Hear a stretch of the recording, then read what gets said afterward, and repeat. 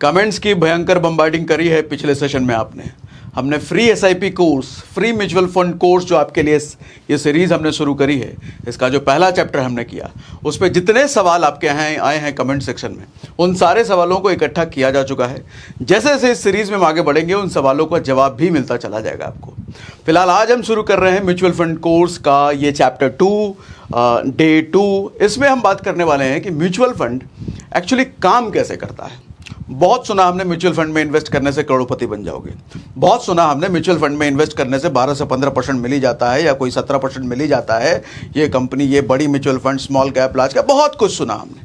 आज समझेंगे sir mutual fund internally काम कैसे करता है, होता क्या है, उसकी वर्किंग क्या है, इसका इवोल्यूशन क्यों हुआ, थोड़ा वो हम कॉन्सेप्ट समझते हैं ताकि हमारे को समझ में आए कि हमारा पैसा एक्चुअली जाता कहाँ है, हमारा पैसा कौन लोग मैनेज करते हैं, कौन लोग हमारे को रिटर्न निकाल के देते हैं और रिटर्न की श्योरिटी क्या है, वो पैसा हमारा सेफ भी है कि नहीं, वो पैसा हमारा डूब भी सकता है क्या, वो पैसा हमारा जा भी सकता है कहीं क्या, इन सब की श्योरिटी है क्या।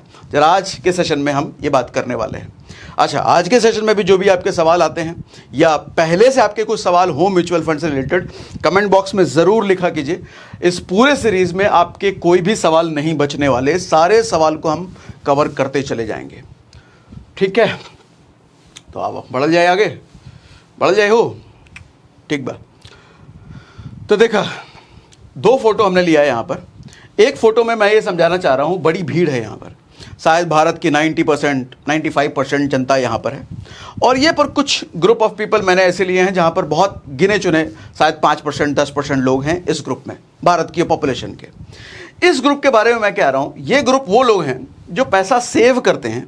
मैं क्या कह रहा हूँ, इन्वेस्ट नहीं, पैसा सेव करते हैं एफडी में, आरडी में, पीपीएफ में, एलआईसी में, गोल्ड में या चांदी में, इन सब जगहों पे इनका भरोसा है और ये मानते हैं कि पैसा इन्वेस्टमेंट का मतलब यही होता है। शेयर मार्केट को, स्टॉक मार्केट को ये लोग जुआ मानते हैं। इनको लगता है कि एक सट्टेबाजी है, यहाँ इनका पैसा जा भी सकता है, पैसा यहाँ पर सेफ नहीं है, तो कभी भी ये स्टॉक मार्केट की तरफ देखते भी नहीं है। वहीं ये ग्रुप ऑफ पीपल एक ऐसा है जो सेविंग तो करते हैं, ये लोग भी एफडी में करते हैं, ये लोग भी गोल्ड में निवेश करते हैं, ये लोग भी पीपीएफ एलआईसी सब करते हैं, लेकिन साथ ही इनका एक बड़ा फंड, बड़ा इन्वेस्टमेंट स्टॉक मार्केट में होता है, जिसकी वजह से कुछ सालों बाद, 10 साल, 15 साल, 20 साल, 25 साल बाद इनके पास एक बहुत बड़ा वेल्थ निकल के आता है जो इनके पास कभी नहीं आ सकता। क्योंकि मैंने यहां पर लिखा है सर, दे सेव मनी। पैसा सेव करना और इन्वेस्ट करने में फर्क होता है। सेव करना किसको कहते हैं सर, आपने अगर किसी को 10 रुपए दिए तो वो 10 साल बाद 20 रुपए जब आपको होके मिल रहा है तो आपको ऐसा लगता है कि आपका पैसा डबल होके मिला, लेकिन ऐसा नहीं है सर, पैसा आपका डबल होके नहीं मिला। मालूम है क्यों? क्योंकि आपका पैसा जिस गति से बढ़ रहा था ना, उसी गति से महंगाई भी बढ़ रही थी। हर साल महंगाई बढ़ती है ना। जिस चावल की कीमत आज से 2000 ईस्वी में शायद जितने का पर किलो चावल मिलता होगा, आज भी क्या उतने रुपए का ही पर किलो मिलता है। चावल, दाल, आटा या जो भी चीज़ हम घरों में इस्तेमाल करते हैं सर, आज से 20 साल पहले जो उसकी कीमत थी, क्या आज भी वही है? नहीं। हर साल हर चीज़ का प्राइस बढ़ता ही बढ़ता है और उसका एक दर होता है 6%, 7%, 8%। सरकारी आंकड़ा कहता है कि इस वक्त जो इन्फ्लेशन है 6%, 7% के आसपास हर साल महंगाई बढ़ रही है। तो आप जैसे ही एफडी, आरडी, एलआईसी, पीपीएफ या गोल्ड, इन सब में इन्वेस्ट करते हैं तो सर वहां भी आपको 6-7% के आसपास रिटर्न मिलता है। दूसरी तरफ ये जो महंगाई बढ़ रही है ये भी 6-7% के आसपास से बढ़ रही है। तो आपका उधर जो पैसा बढ़ रहा है, ऐसा आपको लग रहा है सर, महंगाई और वो दोनों ही सेम स्पीड से बढ़ रहे हैं। तो 10 साल बाद जब आपका 10 रुपए 20 रुपए बन के आपको वापस मिलता है तो एक्चुअली उस 20 रुपए की औकात तो 10 रुपए ही रह गई। क्योंकि आज जो सामान 10 रुपए का मिल रहा है सर, 10 साल बाद वही सामान 20 रुपए का मिलेगा। तो आप कैसे कह सकते हो आपका पैसा बढ़ा? आप कैसे कह सकते हो कि आपने पैसा इन्वेस्ट किया? नहीं सर, पैसा आपने सेव किया था। अच्छा, सेव भी इसको क्यों कह सकते हैं कि पैसे की आज जो आपकी औकात थी 10 रुपए की, सर 10 साल बाद भी वही औकात है। 20 रुपए की औकात नहीं हुई उस वक्त भी 10 ही रुपए की औकात है। तो आपका पैसा सेव हो गया, बच गया। वहीं कुछ सेविंग ऐसे भी होती हैं जहां पर पैसा बढ़ता नहीं, घटता है। जैसे आप अगर कैश निकाल करके अपने अलमीरा में रखो, 10 साल बाद सर वो 10 रुपए नहीं रहेगा। हाँ 10 का नोट ज़रूर रहेगा, वो 10 रुपये ज़रूर रहेगा, लेकिन जब आप उसको मार्केट में इस्तेमाल करने जाओगे ना तो पता चले 10 साल पहले जितना सामान 10 रुपये में मिलता था आज उसका आधा सामान 10 रुपये में मिलेगा। तो 10 रुपये की औकात आधी हो गई। तो फिर कहने का मतलब क्या है, सल अलमीरा में जो 10 रुपये रखा हुआ है उसकी औकात आधी हो गई, वो पैसा घट गया। तो ऐसे कई जगह होते हैं जहां पर आपको 6% से भी अगर कम का रिटर्न मिल रहा है तो सर वहां पर पैसा आपका सेव तो छोड़ो, इन्वेस्ट तो छोड़ो, लंबे समय में उल्टा आपको घट के मिलता है। वो दिखेगा आपको कि मेरा पैसा 10 का 20 मिला, सर उतने समय में इन्फ्लेशन उससे महंगाई दर आगे निकल गया, तो दरअसल आपका पैसा घट के मिला। वही ये ग्रुप ऑफ पीपल ऐसा है जो इन्वेस्ट करते हैं सेविंग के साथ साथ इन्वेस्टिंग, इसीलिए मैंने इसको इन्वेस्ट कहा। अगर आपका directly indirectly connection stock market से है तो मैं उसको कहता हूं सर इन्वेस्टिंग, क्योंकि महंगाई का रेट अगर 6-7% एनुअली है और आपको 7% से ऊपर, 8% से ऊपर, 10% से ऊपर कहीं रिटर्न मिलता है तो सर उसको आप कह सकते हो इन्वेस्टिंग। कंपाउंडिंग की वजह से वो बहुत बड़ा पैसा होकर के एक टाइम में मिलता है आपको। पिछला जो पहला सेशन हमने किया था इस सीरीज का, उस पहले सेशन में हमने बात किया कि कंपाउंडिंग की ताकत कितनी है। सर इतना सा इन्वेस्टमेंट, इतना सा भी ग्रोथ अगर आपके पैसे में हो रहा है जो कि इन्फ्लेशन से ज़्यादा है तो आपको कितना बड़ा पैसा बन करके कुछ सालों बाद मिलता है, वो हमने पहले सेशन में बात करी। नहीं देखिए तो हमने डिस्क्रिप्शन में भी लिंक है उसका और आई बटन पे भी लिंक है, ठीक है। इनके लिए शेयर मार्केट एक प्लेटफॉर्म है अमीर बनने के लिए। इनके लिए प्लेटफॉर्म शेयर मार्केट क्या है, एक जुआ है, ठीक है। और ये 90% 95% जनता है और ये शायद 5% 7% के आसपास ये जनता है, ठीक है। आगे बढ़ते हैं। अब म्यूचुअल फंड आया कैसे पिक्चर में, जरा ये समझने की कोशिश करते हैं सर। हाँ, जरा ये समझो सर कि मैं जरा कुछ डायग्राम बना करके आपको समझाता हूं। सर ये मान लो स्टॉक मार्केट है, इसको मैंने क्या बोला, स्टॉक मार्केट है, ठीक है। सर ये यहां पर मैं कहता हूं हिंदुस्तान का 90% जनता है। राज, अमित, सोहन, मोनू, राम, श्याम, घनश्याम, रोहित, अमित, ये वो फलाना ठिकाना चिल्ला, शर्मा जी, गुप्ता जी, मिश्रा जी, सारे जी वाले इधर रह रहे हैं। सर ये लोग, आम जनता कभी भी स्टॉक मार्केट की तरफ वहां नहीं जाती क्योंकि उनके लिए क्या है, वो जुआ है। अच्छा, इस समस्या को समझ रही है एक ऑर्गेनाइजेशन, म्यूचुअल फंड वाली ऑर्गेनाइजेशन। वो कहती है कि भैया म्यूचुअल फंड टाइप का हम कंपनी बना लेते हैं, ये आम लोग उधर जाते नहीं हैं क्योंकि इनको उस पर भरोसा नहीं है, ठीक है, कि पैसा इनका कभी 50% होगा तो कभी 0% होगा। हम एक काम करते हैं भैया, बीच का रास्ता निकाल करके इनको देते हैं, एक mutual fund company, mutual fund firm हम बना लेते हैं, ठीक है। ये हो गए, क्या हो गए सर, म्यूचुअल फंड कंपनी, ठीक है। इसी को एएमसी भी कहते हैं, एसेट मैनेजमेंट कंपनी। एसेट, जो लोगों का एसेट यानी कि लोगों का जो पैसा मैनेज करती है।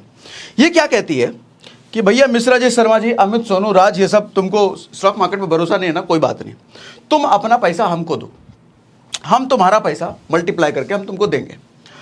तो इनमें से क्या होता है, कोई 100 रुपये महीना देना शुरू करता है, कोई 200 रुपये महीना देना शुरू करता है, कोई 500 रुपये महीना देना शुरू करता है, कोई 1000, 2000, कोई 10,000 ऐसा देना शुरू करता है। और हम मान लेते हैं इनके पास 1 करोड़ रुपए जमा हो गए इन लोगों से लेते लेते। अच्छा, ये 1 करोड़ रुपए, पहली बात तो हमारा सवाल ये उठता है, जब किसी कंपनी के पास 1 करोड़ रुपए जमा हुआ तो उसकी नीयत गड़बड़ हुई और हमारा पैसा लेके भाग गई तो सर ऐसा इसलिए नहीं होगा क्योंकि इसके जो माई बाप हैं सेबी हैं, सेबी सिक्योरिटी बोर्ड है। तो वो समझ लो जैसा आपका बैंकों में आरबीआई होता है, इंश्योरेंस में आईआरडीए होता है, वैसे ही स्टॉक मार्केट से रिलेटेड काम में सेबी होता है। तो इनकी नज़र सेबी की पूरी नज़र इन पर होती है, ये कभी भी गड़बड़ नहीं कर सकते। इनका पूरा हिसाब किताब बहरा, एक अच्छा खासा फंड इनकी तरफ से सेबी के पास जमा होता है, तो ये समझ लो ये कुछ भी गड़बड़ नहीं कर सकते हैं। कल को अगर इनको बंद करने की भी नौबत आती है इस कंपनी की, मान लो एसबीआई म्यूचुअल फंड है, मान लो एक्सिस बैंक म्यूचुअल फंड है, मान लो एचडीएफसी म्यूचुअल फंड कंपनी है, इनमें से किसी को बंद करने की भी नौबत आती है ना, तो सर ये सेबी को कहेंगे और सेबी किसी दूसरी कंपनी के साथ मर्ज करेगी, आपका पैसा कहीं नहीं जाता। इसके बारे में हम डिटेल में बात बात करेंगे रिस्क पर आगे के सेशंस में। फिलहाल इतना समझ लो कि 1 करोड़ रुपए आपका कहीं नहीं जाएगा। ये जाएगा तो जाएगा सीधा इनकी प्लानिंग के तहत। ये 1 करोड़ रुपए उठा करके ये स्टॉक मार्केट में इन्वेस्ट कर देंगे। स्टॉक मार्केट में कई सारी कंपनियां हैं, C1, C2, C3, C4, C5, कई सारी कंपनी, HDFC, टाटा, रिलायंस, बहुत सारी, मैंने C1, C2 नाम दे दिया। तो सर 1 करोड़ रुपए किसी में 10,000 डाला, किसी में 20,000 डाला, किसी में 50,000 डाला, किसी में 5,000 डाला, किसी में 2,000 डाला, ऐसा ऐसा इन्होंने अपना गणित हिसाब किताब लगा करके उधर इन्वेस्ट कर दिया। और हम मान लेते हैं ये 1 करोड़ रुपए कुछ साल बाद ये बन गया 2 करोड़ रुपए, ठीक है, यानी कि इन्होंने पैसे को डबल कर दिया। ये 2 करोड़ रुपए उठा करके ये अपने पास लाएंगे और अपने पास से इन सब में बांट देंगे। जिसने 1,000 रुपए दिया होगा उसका 2,000 हो गया, क्योंकि वहां पैसा डबल हो गया ना। जिसने लाख दिया होगा उसका 2 लाख हो गया, जिसने 50,000 दिया होगा उसका 1 लाख हो गया। तो ये 2 करोड़ रुपए उठा करके इन सब में बांट देती है। ये कौन है सर? आम जनता, ठीक है। अब सवाल ये उठता है कि ये समाज सेवाएं क्यों कर रहे हैं? ये 1 करोड़ का 2 करोड़ बना करके इन आम जनता में क्यों बांटते हैं? इसका क्या फायदा है? सर ये काम करती हैं 1% से लेकर के 2% कमीशन। आपको जो कमा के दिया इन्होंने उस पर 1 से 2% का ये कमीशन लेंगे, ठीक है। इसको म्यूचुअल फंड की भाषा में, टेक्निकल भाषा में बोलते हैं एक्सपेंस रेशियो है, ये कमीशन मान लो, ठीक है, टर्मिनोलॉजी है। तो ये आपके बढ़े हुए पैसे पर 102% लेते हैं। आप ही सोचो, आपका 100 रुपए का अगर कोई 200 रुपये बना करके दे रहा है और बदले में वो कह रहा है कि भैया मेरे को 2 रुपये दे देना, आपत्ति क्या है देने में, ठीक है ना। हाँ, हालांकि ये भी हम आगे के सेशन में बात करेंगे, इसको भी बचाया जा सकता है। सर 1 से 2% किसी में अगर 2% लग रहा है तो हम देखेंगे कि हमें 1.5% लगे, 1.5 लग रहा है तो हम देखेंगे कि हमें 1% लगे। वो आगे के सेशन से हम सीखेंगे वो हम कैसे कर सकते हैं, ठीक है, क्योंकि देखने में छोटा लग रहा है 1 से 2%। सोच के देखो, आपका अगर 500 रुपये पर मंथ आप इन्वेस्ट कर रहे हो किसी म्यूचुअल फंड कंपनी में और 30 साल बाद वो 1 करोड़ बन के जब मिलेगा, सर 1 करोड़ का 1% भी 1 लाख रुपए होता है। अच्छा, 1 करोड़ बनने से पहले वो जब 90 लाख रुपए होगा तब वहां 90,000 रुपए 1% आपका जा रहा होगा। तो ऐसे करके 1% भी एक बड़ा अमाउंट इन म्यूचुअल फंड कंपनियों को जाता है आपके बढ़े हुए पैसे से, ठीक है। तो हम कोशिश करेंगे उसको भी मिनिमाइज कैसे किया जाए, वो भी हम सीखेंगे। इतना प्रोसेस समझ में आता है। सर आम आदमी को शेयर मार्केट में नहीं जाना था, तो म्यूचुअल फंड कंपनियां आती हैं, वो कहती हैं आप भैया शेयर मार्केट में मत जाओ, हम जाएंगे शेयर मार्केट में, क्योंकि हम एक्सपर्ट हैं शेयर मार्केट के, हम खिलाड़ी हैं शेयर मार्केट के, ऐसा ये कहती हैं। हमारे पास एक्सपर्ट फंड मैनेजर्स हैं जो धुरंधर हैं, बड़ा तजुर्बा है। तो आम आदमी का पैसा लेकर के ये इन्वेस्ट करते हैं और उसको रिटर्न निकाल करके देते हैं। अब सवाल बड़ा ये उठता है कि सर 1 करोड़ का 2 करोड़ कर दिया, क्या सच में पैसा डबल हो जाता है क्या, या कितने % के रेट से रिटर्न मिलता है हमारे को? जरा टेक्निकली हम जरा ये समझने की कोशिश करते हैं। इतना समझ आ रहा है? इतना समझ आ रहा है तो मुझे कमेंट बॉक्स में लिख के बताइए यस, जल्दी से लिख के बताइए, जल्दी से लिख के बताइए यस यस यस यस। इतना समझ में आ रहा है? ठीक है, चलो अब आगे बढ़े। सॉरी,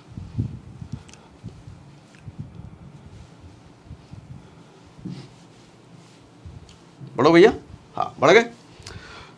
अच्छा सर, म्यूचुअल फंड कंपनियां जो होती है ना, कई टाइप की कंपनियां होती हैं।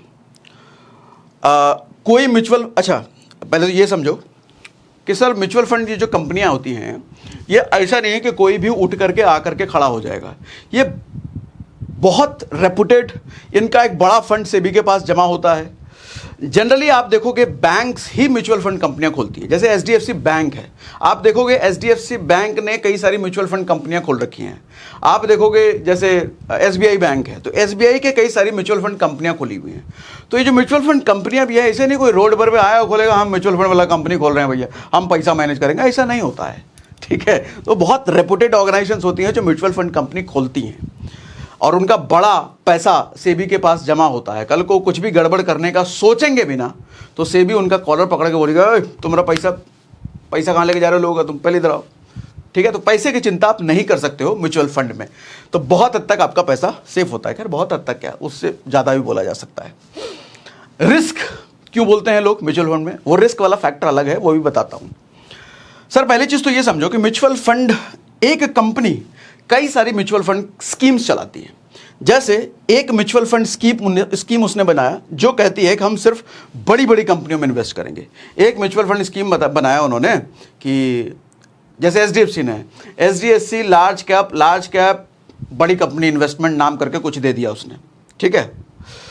वो कहने का मतलब ये है, अच्छा वो बता देंगे, डिटेल में बता देगी कि हमारा मतलब क्या है, हम कहाँ इन्वेस्ट कर रहे हैं, वो सब आपको नाम से पता चल जाता है। और डिस्क्रिप्शन में आप देख सकते हो कंपनी, ये जो कंपनी का स्कीम है, ये किस जगह पर हमारा पैसा जाने वाला है, पूरा ट्रांसपेरेंसी होती है, सब कुछ देख सकते हो। किन किन कंपनियों में पैसा लग रहा है वो सब तक आपको दिखाया जाता है। कुछ स्कीम ऐसी होती हैं जो सिर्फ लार्ज कंपनीज में इन्वेस्ट कर रही है। लार्ज कंपनी मतलब जो भारत की बड़ी बड़ी कंपनियां, टाटा, रिलायंस, एचडीएफसी, ब्रिटानिया, ये सब बड़ी बड़ी कंपनियां। कुछ एक कंपनी में, सर उसी कंपनी में कुछ स्कीम ऐसी भी होंगी जो कहती हैं हम सिर्फ मिड साइज कंपनियों में इन्वेस्ट करते हैं, मिड साइज, बीच वाली। उसी कंपनी में, सर मैं क्या कर रहा हूं, सर उसी कंपनी में कुछ स्कीम ऐसी भी होगी, म्यूचुअल फंड स्कीम, जो कहेगी हम स्मॉल साइज की कंपनियों में इन्वेस्ट करेंगे, छोटी मोटी। अच्छा, उसी कंपनी में कुछ स्कीम ऐसी भी होंगी जो कहेंगी हम मिक्स करेंगे भैया, सबको मिला जुला के हम करेंगे, थोड़ा मिड में डालेंगे, थोड़ा स्मॉल में डालेंगे, थोड़ा लार्ज में डालेंगे। उसी कंपनी में कुछ स्कीम ऐसी भी होगी जो कि गवर्नमेंट के बॉन्ड्स पर इन्वेस्ट करेगी। गवर्नमेंट का बॉन्ड क्या होता है वो आगे के सेशंस में हम सीखेंगे। वो समझ लो, गवर्नमेंट का बॉन्ड मतलब बहुत हद तक एफडी जैसा, बहुत हद तक बहुत सेफ है, उसमें फ्लक्चुएशन बहुत ज़्यादा नहीं होने का, ऐसा वाला समझ लो आप, ठीक है। ऐसे कई सारे स्कीम्स होते हैं म्यूचुअल फंड कंपनी के पास। लगभग हर कंपनी अपने हिसाब से बहुत सारे स्कीम्स बनाती है और आपके सामने लेकर के आती है, भैया हमारे पास ये भी स्कीम है, तुम चाहो तो इसमें भी इन्वेस्ट कर लो। आपको लगता है ये ठीक है भैया, अब थोड़ा सेफ है, थोड़ा बढ़िया भी रिटर्न देगी, उसमें कैलकुलेशन आप अपने हिसाब से बिठाते हो तो आप उसमें इन्वेस्ट कर देते हो। वो सब स्कीम्स क्या होती हैं, कैसे होती हैं, उसके बारे में भी हम डिटेल्स सीखेंगे इसी सीरीज में आगे, और सब फ्री, टेंशन नॉट, सब सिखा दूंगा।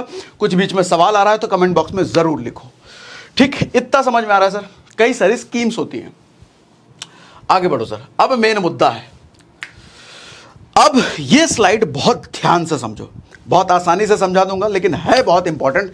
म्यूचुअल फंड के सर 10 में से 8 सवाल आपके खत्म कर देगा ये। सर पैसा कैसे सेफ है हमारा, पैसा कैसे रिस्क फ्री है? लोग कैसे कहते हैं कि पैसा हमारा डूबेगा नहीं म्यूचुअल फंड में, हमारा 10 रुपए 8 रुपए नहीं रह जाएगा, 5 रुपए नहीं होगा, वो कैसे, वो बताओ। ये समझ में आएगा सर एवरेजिंग से। Averaging works in stock market. कैसे एवरेजिंग काम करता है? एवरेजिंग समझते हो? जैसे स्कूल में आपने पढ़ा होगा एवरेजिंग। एक क्लास में 5 लड़के पढ़ाई कर रहे हैं, एक की हाइट 5.5 फीट है, एक की हाइट 5 फीट है, एक की हाइट 4.5 फीट है, एक की हाइट 3 फीट है, ऐसा करके अलग अलग हाइट वाले 5 लड़के पढ़ रहे हैं। अब एवरेज हाइट क्या है उस क्लास की, आप कैसे निकालोगे? सर एवरेज हाइट निकाला जाता है, टोटल करो हाइट का, किसी का 5 है, किसी का 3 है, किसी का 4 है, पर 5 + 3 + 4 ऐसा करके सारे को जोड़ते चले जाओ। और कितने लड़के हैं? 5 लड़के, तो डिवाइडेड बाय 5 कर दो। अगर 6 लड़के होते तो डिवाइडेड बाय 6 कर देते, उससे एवरेजिंग निकल जाता है। सर क्या फायदा है एवरेज निकालने से और हमारे को क्या समझ में आता है एवरेज निकालने से, जरा ये समझो। इधर मान लो एक म्यूचुअल फंड स्कीम में आप जिसमें इन्वेस्ट करने जा रहे हो, उसको भी मत देखो, उसको छोड़ दो, इधर आओ, इसको ध्यान से पहले समझो। एक म्यूचुअल फंड में स्कीम में आप इन्वेस्ट कर रहे हो जिसने रिलायंस का शेयर खरीद रखा है 100 रुपए का। मान लिया रिलायंस के शेयर की कीमत 100 रुपए है, हालांकि ऐसा नहीं है, 2,500 के आसपास है, लेकिन हमने मान लिया 100 रुपए का शेयर था। हमने माना टाटा का भी शेयर खरीद रखा है, वो भी 100 रुपए का, एक शेयर 100 रुपए का, एक शेयर खरीद रखा है 100 रुपए का। एचडीएफसी, बजाज, टाइटन, सबका हमने मान लिया 100 रुपए शेयर की कीमत है, और ये सबका एक एक शेयर इस म्यूचुअल फंड स्कीम ने खरीद रखा है जहां हम इन्वेस्ट कर रहे हैं। तो सर इसका एवरेजिंग कैसे निकालोगे आप? एवरेजिंग इसका निकलेगा 100 रुपए प्लस 100 रुपए प्लस 100 रुपए प्लस 100 रुपए प्लस 100 रुपए। तो टोटल कितना है सर? 5 है ना, 1 2 3 4 5, 100 100 100 100 100 100 100 बाय 5, तो निकल के आता है 100। मतलब 500 बाय 5 तो निकल के आता है 100।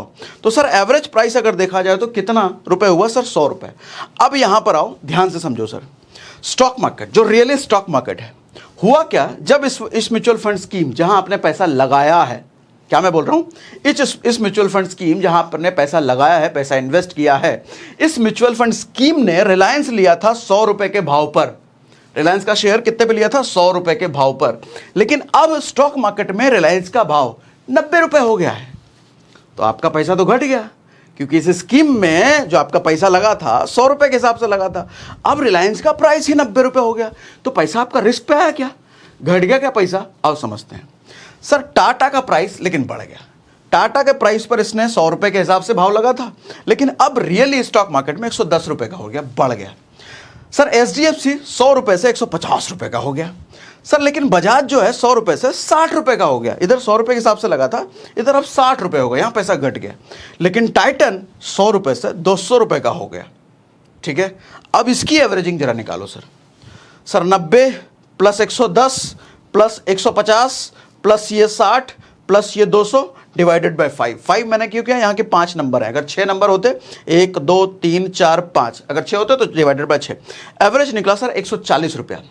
सर यहाँ एवरेज जब हमने निकाला 100 रुपये आया था, यहाँ एवरेज हमने निकाला 140 रुपये हुआ था। तो सर आपका पैसा रिलायंस में तो घटा, रिलायंस में 100 के भाव से लगा था लेकिन 90 हुआ, घटा। लेकिन दूसरे में बढ़ा, फिर तीसरे में घटा, चौथे में बढ़ा, ऐसा घटा बढ़ा करके ये कैसे समझ आए कि आपका पैसा बढ़ा कि घटा? ये समझ में आएगा एवरेजिंग से। इधर का एवरेजिंग निकला 100, जहां आपका पैसा इन्वेस्ट हुआ था, लेकिन इन्वेस्ट होने के बाद उस पैसे का हुआ क्या, इधर के एवरेजिंग से समझ में आएगा। क्योंकि जब पैसा इन्वेस्ट यहां हो रहा है, ये म्यूचुअल फंड स्कीम यहां इन्वेस्ट कर रही है, तो यहां जैसा परफॉर्मेंस होगा उसी के हिसाब से तो आपका पैसा बढ़ेगा घटेगा। तो यहां के परफॉर्मेंस के हिसाब से 140 आ रहा है, तो आपका पैसा 40% बढ़ गया। तो हम क्या कहेंगे सर, 40% की ग्रोथ हो गई आपके पैसे पर इस म्यूचुअल फंड स्कीम में पैसे लगाने की वजह से। आपने इधर इन्वेस्ट नहीं किया था सर, इनडायरेक्ट इन्वेस्टमेंट हुआ इधर, क्योंकि आपने इधर नहीं किया था, आपने तो इधर किया था इन्वेस्ट। हाँ, इन लोगों ने इधर जरूर किया था, लेकिन आपका ट्रस्ट इनसे था, आपका कनेक्शन इनका था, आपसे जो भी बॉन्ड, जो भी कनेक्शन था, जो लेना देना हिसाब किताब था, सब इन कंपनी से था। इसने अपना कनेक्शन इससे बनाया था, पीछे वो आपको नहीं पता। हालांकि पता होता है, सब लिखा होता है, सब पूरी ट्रांसपेरेंसी होती है, उसकी चिंता मत करो। आपने डायरेक्टली इससे इंटरेक्ट नहीं किया था। इतना समझ में आ रहा है? समझा पा रहा हूं मैं? समझा पा रहा हूं कि नहीं सर? एवरेजिंग के हिसाब से सर, ये एवरेजिंग बहुत कुछ बताता है। अब समझो, आगे बढ़ते हैं भैया। हर साल रिटर्न घटता है और बढ़ता है, ऐसे में रिटर्न क्या और कितने रिटर्न की गारंटी है मेरे पैसे पे? सवाल आता है ना एक। सर इसका जवाब है compound annual growth rate, CAGR। Sir CAGR अगर आप YouTube में डालोगे ना, आपको बहुत सारे वीडियोस मिलेंगे, लेकिन ट्रस्ट में 10 में से 9 वीडियो आपको कंफ्यूज करेंगे, क्योंकि लोग आपको मैथमेटिकली सिखाने की कोशिश करते हैं। लेकिन मैं कोशिश करता हूं सर, ज़्यादा कॉम्प्लेक्स जहां मैथ आए उसको कैसे सिंपल किया जा सके। सर CAGR का सीधा हमारे पास कैलकुलेटर अवेलेबल है, तो वो कैलकुलेटर काम कैसे करता है मुझे क्यों समझना उसको। अब जैसे इस कमरे में, अगर आपके कमरे में अगर पंखा लगा हुआ है, आपके बटन दबाने से अगर पंखा ऑन और बटन दबाने से पंखा ऑफ हो जाता है, सर आपको मतलब क्या इससे है कि इंटरनली पंखा घूम कैसे रहा है, मैं उसका साइन समझूंगा, मोटर की वर्किंग समझूंगा, इतना मतलब है क्या? नहीं मतलब है। मेरा मतलब सिर्फ इतना है कि स्विच मेरा ठीक काम करना चाहिए, है ना। स्विच काम कर रहा है मेरा ऑन हुआ, स्विच काम कर रहा है मेरा ऑफ हुआ, मेरे को हवा मिले, बस मस्ती अपना, इतना ही तो मतलब है। तो कोई भी चीज़ का जब इजी कैलकुलेटर अवेलेबल है CAGR समझने का, इस सवाल का जवाब पाने का, तो मैं उसकी इंटरनल वर्किंग क्यों समझूं? तो CAGR सीधा कैलकुलेटर हम समझते हैं। हाँ जी, अब भैया गूगल पर, अरे क्या हो गया?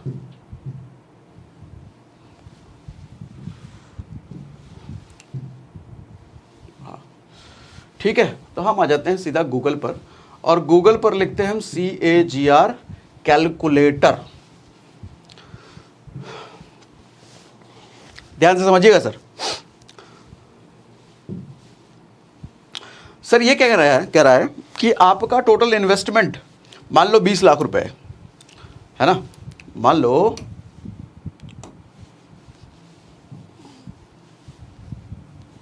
ये प्रमोशन हर कोई करने ही लग जाता है अपना, ये सब अपने को मतलब नहीं है, हमें वो सब नहीं देखना है, हमें मुद्दे की बात देखनी है। सर जिन्होंने कैलकुलेटर जो दिया है उसका फ़ायदा उठाते हैं।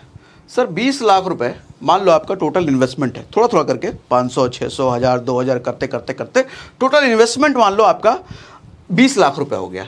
सर कितने साल में 20 लाख हो गया? हम मान लेते हैं 5 साल में, मान लिया 5 साल में 20 लाख रुपए हो गया। और 5 साल बाद जो 20 लाख रुपए मैंने इन्वेस्ट किया था, सर उसकी वैल्यू हो चुकी है 50 लाख रुपए बढ़ करके। किसी साल बढ़ा, किसी साल 10% के हिसाब से बढ़ा होगा, किसी साल 20% के हिसाब से, किसी साल 30% के हिसाब से, किसी साल -10% भी रहा होगा। तो लेकिन एट द एंड मैं देख रहा हूं मेरा 20 लाख रुपए 50 लाख रुपए हो चुका है 5 साल बाद। तो पर ईयर रिटर्न मेरे को कितने % से मिला? सर ये CAGR कैलकुलेटर यही बताने का काम कर रहा है। कहाँ गया? इसको हम जरा कर देते हैं। सर इसने निकाल के दे दिया 20.11 20.11 20% के हिसाब से आपका सालाना रिटर्न मिला है। अच्छा 20% बताने का मतलब ये नहीं है कि हर साल ही 20% मिल रहा होगा। अभी CAGR का निकालने का मतलब है कि हर साल आपको 20% के हिसाब से रिटर्न मिला फाइनली। लेकिन जब ये मार्केट चल रहा होगा तो पहले साल हो सकता है कि 10% के हिसाब से मिला हो, अगले साल 20% के हिसाब से मिला, तीसरे साल हो सकता है 5% के हिसाब से मिला, चौथे साल हो सकता है कि 10% घट गया, सर 5वें साल हो सकता है कि मेरा 30% बढ़ गया, छठे साल हो सकता है कि सर 80% रिटर्न मिला, 8वें साल हो सकता है कि माइनस मेरा चला गया। लेकिन जब मैं लास्ट में देख रहा हूं मेरा इन्वेस्टेड अमाउंट 20 लाख का 50 लाख बन चुका है 5 लाख में, तो कैलकुलेशन निकालने के बाद जो मेरा पर ईयर रिटर्न निकलता है वो सर 20% निकलता है। अब यही चीज आपका सॉल्व करेगी बड़ा प्रॉब्लम। सर हम कहते हैं ना 15% का रिटर्न हम स्टॉक मार्केट में, इंडेक्स में या म्यूचुअल फंड में या इंडेक्स फंड में इन्वेस्ट कर रहे हैं, तो कैसे कह सकते हैं कि 15% का रिटर्न मेरे को मिल रहा है?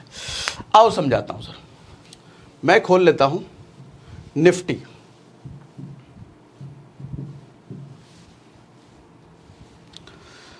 सर ये निफ्टी का भाव है आज का 19,528 रुपए, ठीक है। मैं इसको मैक्स पे कर देता हूँ। मैक्स पे करने से क्या हुआ, ये डेटा अपने को 2002 से दिखाना शुरू कर दिया। 2002 से लेकर के 2023 तक आज तक का देखो भाव कैसा सर, प्राइस देखो, शेयर का प्राइस बढ़ता बढ़ता बढ़ता बढ़ता बढ़ता। ये चूंकि इंडेक्स है तो एक 50 कंपनियों का ग्रुप है, उसको ये रिप्रेजेंट करता है। तो 50 कंपनियों की परफॉर्मेंस कैसी रही ये 20 साल में ये बता रहा है। परफॉर्मेंस 50 कंपनियों की बढ़ती बढ़ती बढ़ती बढ़ती ऐसा रहे। लेकिन क्या सिर्फ बढ़ी है क्या? यहाँ देखो घटी भी है सर, यहाँ देखो फिर घटी है सर। ये 2020 कोरोना का कोविड है, भयंकर गिरा था मार्केट, लेकिन एट द एंड बढ़ा ही ना। अब समझो सर, किसी ने 2002 में, यहाँ पर देखो प्राइस क्या है सर, 1000 रुपये के आसपास का प्राइस है, 1093। सर आज के समय का प्राइस क्या है, 19,528, यानी कि मैं लगभग इसको 20,000 मान लूँ। सर 1000 रुपये का प्राइस 2002 से लेकर के 2023 में लगभग 21 साल में कितना हो गया सर? 1000 रुपये का प्राइस 20,000 रुपये। मतलब किसी ने सिर्फ 1000 रुपये इंडेक्स में, निफ्टी में इन्वेस्ट करके छोड़ दिया होता, किसी भी तरीके से, म्यूचुअल फंड से, इंडेक्स फंड से, किसी भी तरीके से अगर सिर्फ 1000 रुपये इन्वेस्ट करके छोड़ दिया होता 2000 में, तो आज के समय उसका 1000 रुपये 20,000 रुपये बन चुका होता। अब मेरा कैलकुलेशन ये है कि पर ईयर कितने % का रिटर्न मिल रहा है, क्योंकि मार्केट यहाँ गिर रहा है, उठ रहा है, गिर रहा है, उठ रहा है, सब है। तो मेरे को पर ईयर कैसे समझ में आएगा? तो मैं इसी कैलकुलेटर से मदद से समझने की कोशिश करूंगा। सर यहां पर मैं लेता हूं 1000 रुपये, ठीक है सर। मैंने 2002 में इन्वेस्ट किया था 1000 रुपये। सर मेरा पैसा फाइनली कितना बन गया? 20,000 रुपये, ठीक है। कितने साल में? सर 20 साल में, 21 साल, वैसे 21 साल हो गया ना सर, 21 साल में। तब पर एनम मेरे को 15.33, 15%, 15.5% का रिटर्न मेरे को हर साल मिला। सर तभी कहते हैं कि अच्छे म्यूचुअल फंड, अच्छे इंडेक्स फंड, क्या फ़र्क होता है वो सब आगे हम सीखेंगे। आपको 15% से ऊपर का रिटर्न तो दे देती है लंबे समय में। हमने 20 साल देखा तब, ठीक है।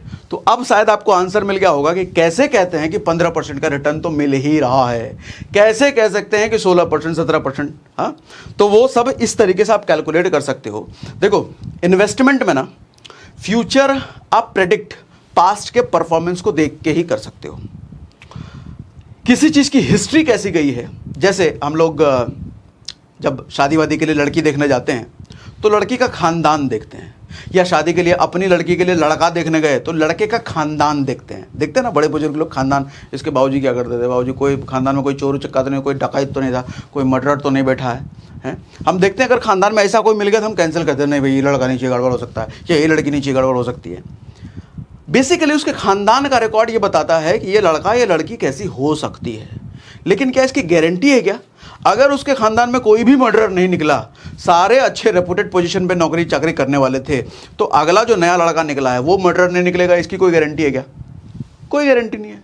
लेकिन एक हिसाब लगाया जा सकता है कि अगर इसका खानदान अच्छा खासा है तो ये लड़का भी अच्छा है, हिसाब लगाया जा सकता है। इसी तरीके से निफ्टी या स्टॉक मार्केट सर आगे कैसा परफॉर्म करेगा, या कोई शेयर आगे कैसा परफॉर्म करेगा, या कोई म्यूचुअल फंड कंपनी आगे कैसा परफॉर्म करेगी, हम उसका पास्ट रिकॉर्ड देख करके ही प्रेडिक्ट कर सकते हैं। पास्ट रिकॉर्ड देख करके जब हम प्रेडिक्ट करते हैं सर, तो 90% या 95% या बहुत हद तक ये श्योर हो जाता है कि पास्ट में जैसा लंबे समय में 20 साल 25 साल में इसने रिटर्न दिया है, ये आगे भी वैसा देगा, और ऐसा देखा गया है कि वैसा होता है। लेकिन 1% चांसेस ऐसे यस बैंक जैसे भी निकलते हैं। कभी 400 रुपये का शेयर हुआ करता था, आज के समय में 15 से 20 रुपये का शेयर है, लेकिन उसके चांसेस बहुत कम हैं। ठीक है, दोनों ही बातें मैंने बता दी, कुछ भी छिपाना नहीं है मेरे को, अच्छे तरीके से मैं समझा पाऊँ, मेरा पर्पस ये है। ठीक है, तो ये समझ में आया कि हम कैसे कहते हैं कि निफ्टी या शेयर मार्केट 15% तो रिटर्न दे देती है लंबे समय में, ऐसे दे देती है सर। आप इनिशियल कॉस्ट 1000 रुपये का किधर डाला आपने, इधर डाला, 20,000 रुपये आज का भाव डाला, और 20 साल या 21 साल में डाला, तो पर ईयर हमारा निकल गया। अगर मैं बोलता हूं कि ये रिटर्न मेरे को 15 ही साल में मिल गया, तो अगर 15 ही साल में ये रिटर्न मेरे को मिला है, मेरा 1000 20,000 में हो गया, तो 22% पर एनम के हिसाब से मेरे को रिटर्न मिल रहा है सर। इसका मतलब ये हुआ। ठीक, इतना समझ में आ रहा है। अब हम वापस से आ जाते हैं अपने स्लाइड पर। समझा पा रहा हूं ना मैं, है? सर इस सवाल का जवाब तो हमने निकाल लिया, क्या गारंटी है 15% मिलेगा ही निफ्टी इंडेक्स में? इस बात का जवाब हम निकाल पाए ना सर। हर साल 15% नहीं मिलता। कुछ लोग कमेंट में, जैसे मैंने लिखा, मैंने बोल दिया था एसआईपी में 15% के हिसाब से मैंने कैलकुलेट करके आपको दिखाया था, तो कुछ समझदार लोगों के कमेंट आए थे, सर ये गलत बोल रहे हो आप, हर साल 15% थोड़ी मिलता है, ऐसा नहीं होता। तो जवाब मिला, हर साल 15% कैसे निकला? हर साल 15% नहीं निकलता, ये हमने अपने को ही पता है। कभी 10 मिलेगा, कभी 12 मिलेगा, लेकिन कभी 20 भी तो मिलेगा, कभी 30 भी तो मिलेगा। तो एवरेज करके सर हर साल 15% निकलता है, कहने का ये मतलब हुआ। अब हर सेशन में हम डिटेल में थोड़ी बोलेंगे कि 15% का मतलब क्या हुआ भैया, डायरेक्ट बोल दिया लंबे समय में 15% मिलता है। वैसे कैसे मिलता है वो आज हमने डिटेल में आपको समझा दिया। आज के बाद कोई बोले 15% तो कैसे, आपको समझ में आ गया। ठीक है, यही था शायद लास्ट। हाँ, तो आज का लास्ट स्लाइड ये है। मीनवाइल मज़ा आएगा सेशन में, जरूर बताइए। समझा पाया मैं, बिल्कुल बेसिक बच्चों की भाषा में एकदम डिटेल करके समझा पाया मैं? मुझे कमेंट बॉक्स में ज़रूर बताइए। कुछ भी सवाल अराइज हुए आपके दिमाग में आज के सेशन से, या पहले के सेशन से, या पहले बहुत सालों के पुराने सवाल हो म्यूचुअल फंड से रिलेटेड, कमेंट में ज़रूर बताइए। मैं आपके सारे सवाल कवर करने वाला हूँ इस सीरीज़ में। टोटल हम शायद 4 या 5 सेशन करने वाले हैं म्यूचुअल फंड पर, या ज़्यादा भी कर सकते हैं। आपके सवाल अगर ज़्यादा आ गए तो हम ज़्यादा भी कर सकते हैं, और ये सारा फ्री इसी सेशंस पर, इसी यूट्यूब चैनल पर हम कर रहे हैं आपके लिए। तो मज़ा आए तो मुझे ज़रूर बताइए, सवाल हो तो लिख के ज़रूर बताइए।